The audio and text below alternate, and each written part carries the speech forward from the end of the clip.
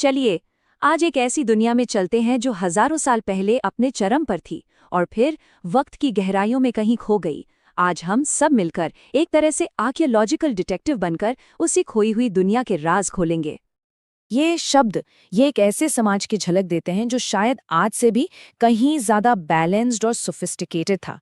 एक ऐसी दुनिया जो हजारों साल पहले इसी जमीन पर सांस ले रही थी।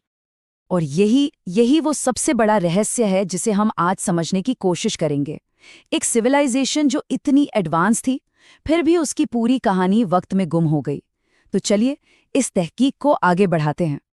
तो हमारी जांच शुरू होती है सिंधु सरस्वती सभ्यता की दोबारा खोज से।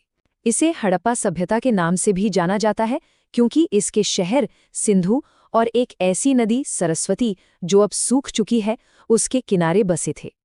जरा सोचिए, हजारों साल तक ये पूरी की पूरी सभ्यता जमीन के नीचे दबी रही, किसी को पता तक नहीं था।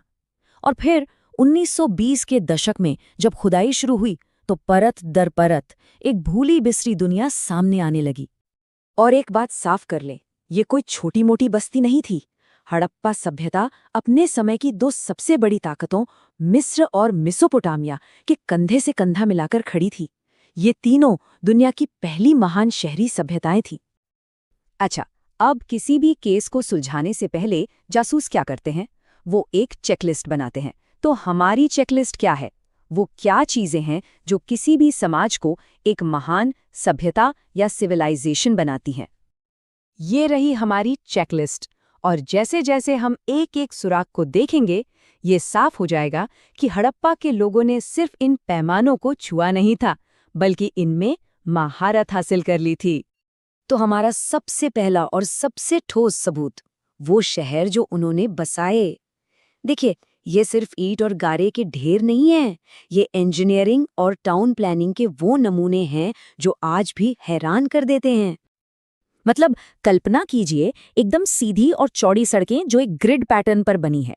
शहर को भी दो हिस्सों में बांटा गया है, एक ऊपरी शहर और एक निचला शहर।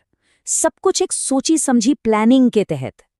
और कमाल की बात तो ये है कि हर घर नालियों से जुड़ा था जो फिर सड़क के नीचे बनी मेन नालियों में जाकर मिलती थीं। सोचिए, आज से 4,500 साल पहले साफ सफाई पर इतना ध्यान, ये दिखाता है कि उनका एडमिनिस्ट्रेशन कितना जबरदस्त था। 73 मीटर धौलावीरा में मिला ये विशाल जलाशय सिर्फ एक बड़ा गड्ढा नहीं है, ये पानी बचाने की उनकी शानदार तकनीक का सबूत है।